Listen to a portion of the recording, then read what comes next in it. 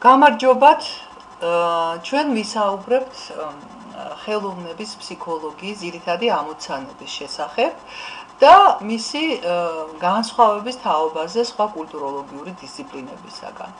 თანამედროვე ხელოვნების ფსიქოლოგია კულტუროლოგიურ კვლევათა სპექტრში ერთიანდება, როგორც მისი ერთიანი სტრუქტურის შემადგენელი კომპონენტი და როგორც კერძო კულტუროლოგიური დისციპლინა. თანამედროვე კულტუროლოგია ეფუძნება ფილოსოფიური, სოციალური, ონთოლოგიური, ფსიქოლოგიური, ესთეტიკური და საზოგადოდ ჰუმანიტარული პრინციპების სინდეზს, რაც თავად კულტურის ფენომენის არაერთგვაროვნებით და სირთულით აიხსნება. ხელოვნების ფსიქოლოგიის თეორიული თუ მეთოდოლოგიური პრინციპების განხილვამდე უნდა განისაზღვროს ზოგადად კულტურისა და კულტუროლოგიის რაობა. ტერმინი კულტურა მე-18 საუკუნის ევროპაში შემოვიდა ხმარებაში. ტერმინი მხოლოდ სოციალური ეთიკის წესებსა და პიროვნების თვითსრულყოფის პრობლემატიკას უკავშირდებოდა და ჰუმანისტური აღზრდა განათლების კონტექსტში გამოიყენებოდა. თანამედროვე გაგებით კულტურა კაცობრიობის მიერ მისი არსებობის მანძილზე შემუშავებული ობიექტების, მოდელების, ეტალონებისა და პარადიგმების ერთიანობაა. ჰერმენევტიკას კულტურა ესმის როგორც ცივილიზაციის ან კაცობრიობის გლობალური ისტორიული გამოცდილება, როგორც შემოქმედებასთან დაკავშირებული რეფლექსიული მოდელი, ან კაცობრიობის თვითშემეცნება, თვითასახვა შემოქმედების პროცესში. და კიდევ ერთი მნიშვნელოვანი მომენტი, როგორც ადამიანური რესურსების რეალიზება და აი ამ ადამიანური რესურსების გარეთ პროეცირება, ან მათი გარეთ გატანა და გასაგნება. მართალია ფსიქოლოგია, ხელოვნების ფსიქოლოგია კულტუროლოგიურ დისციპლინებს მიეკუთვნება, მაგრამ მას გამოარჩევს თავისი სპეციფიკა, რითიც ის მკვეთრად განსხვავდება სხვა კულტუროლოგიური დისციპლინებისაგან. კერძოდ, ხელოვნების ფსიქოლოგიის ფოკუსში მოქცეულია ადამიანი და კონკრეტულად ეგრეთ წოდებული ხელოვნების სუბიექტი. ის თუ რა არის ხელოვნების სუბიექტი, მე მოგვიანებით ვისაუბრებ. უბრალოდ მინდა შევეხოთ თავად ფსიქოლოგიის როგორც მეცნიერების დეფინიციას. ტერმინი ფსიქოლოგია ძველბერძნულია და ქართულად ითარგმნება როგორც მეცნიერება, ან მოძღვრება, ან სწავლება სულის, ფსიქეს შესახებ. თვით ტერმინი, თვით სახელწოდება ამ მეცნიერების ააშკარავებს მის მიზანს, მის ამოცანას.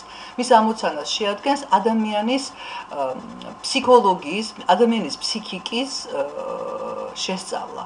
აქედან გამომდინარე, მისი ინტერესების ფოკუსში ყოველთვის არის მოქცეული ადამიანი თავისი ფსიქიკით, როგორც კონკრეტული, კერძო ადამიანის, ერთი ინდივიდის ფსიქიკა, ასევე საზოგადოდ საკაცობრიო მენტალობა.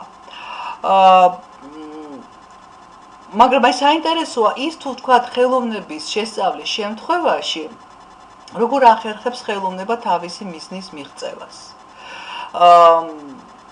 კულტუროლოგიაში დამკვიდრებული შეხედულების თანახმად, რომელსაც იზიარებს ხელოვნების ფსიქოლოგიაც, ხელოვნება არის ადამიანის შესწავლის ერთ-ერთი მეთოდი და საშუალება. არის რა ხელოვნება გარეთ პროეცირებული ფსიქიკა, აქედან გამომდინარე, იგი იძლევა ფსიქიკაზე დაკვირვების არაჩვეულებრივ და ალბათ უნიკალურ შესაძლებლობას. აქედან გამომდინარე, როდესაც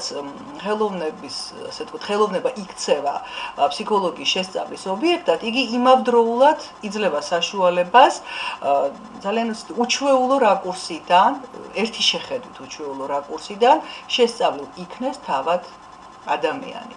მე ვახსენე ხელოვნების სუბიექტი.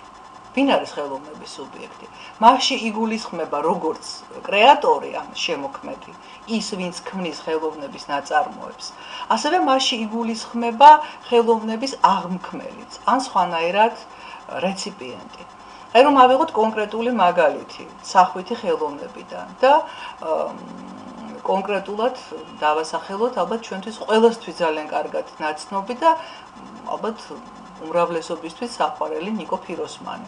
ის არის კრეატორე, შემოქმედი და აქედან გამომდინარე არის ხელოვნების ფსიქოლოგიის, ასე ვთქვათ, შესწავლის ერთ-ერთი სუბიექტი და ჩვენ ადამიანები, რომლებიც აღვიქვავთ ფიროსმანის შემოქმედებას, ვართ რეციპიენტები და აქედან გამომდინარე ჩვენც ვართ ხელოვნების ფსიქოლოგიის კვლევის ფოკუსში. აქედან გამომდინარე ხელოვნების ფსიქოლოგიაში გამოიყოფა ორი განშტოება. ეს არის კრეაციის ხელოვნების ფსიქოლოგია, რომელიც შემოქმედების საკითხებს იკვლევს და ჩვენ მოგვიანებით უფრო დეტალურად განვიხილავთ ამ საკითხს, რა იგულისხმება ამ შემოქმედების პროცესში, რას გულისხმობს მასში ხელოვნების ფსიქოლოგია და მეორე განშტოება არის რეცეფციის, ანუ ესთეტიკური აღქმის ხელოვნების ფსიქოლოგია, რომელიც იკვლევს იმას, თუ ვთქვათ, მაყურებლები, მსმენელები, თუ მკითხველები გააჩნია ხელოვნების რომელ დარგზეა საუბარი, როგორ აღიქვავენ ხელოვნების ნიმუშს. სხვათა შორის, რეცეფციის ხელოვნების ფსიქოლოგიის კონტექსტში შეისწავლება ისეთი ფენომენები, როგორიც არის მაგალითად კათარსისი, ემპათია, ტელე და ასე შემდეგ. თუმცა უნდა ხაზგასმით ის თქვას, რომ აი ეს ორი მიმდინარეობა ხელოვნების ფსიქოლოგიისა ძალიან დაკავშირებული ერთმანეთთან, მჭიდროდ არის დაკავშირებული ერთმანეთთან და მათი, ასე ვთქვათ, მკვეთრად იზოლირება ფაქტობრივად შეუძლებელია. ხელოვნების ფსიქოლოგიაში ასევე გამოიყოფა ორი, ასე ვთქვათ, მიმართულება. ერთი ეს გახლავთ დესკრიპტული, ან აღწერითი ხელოვნების ფსიქოლოგია და მეორე ექსპლიკაციური, ან ახსნითი. პირველი ცდილობს აღწეროს ის სიმბოლოები და მხატვრული ნიშნები, რომელსაც მიმართავს ხელოვნება და მოიძიოს მასში გარკვეული ფსიქოსოციალური შინაარსები, ანუ დააკავშიროს სიმბოლო ფსიქოსოციალურ შინაარსთან და ამიტომაც ბუნებრივია ხელოვნების ფსიქოლოგია არსებით კავშირშია სემანტიკასთან და სემიოლოგიასთან.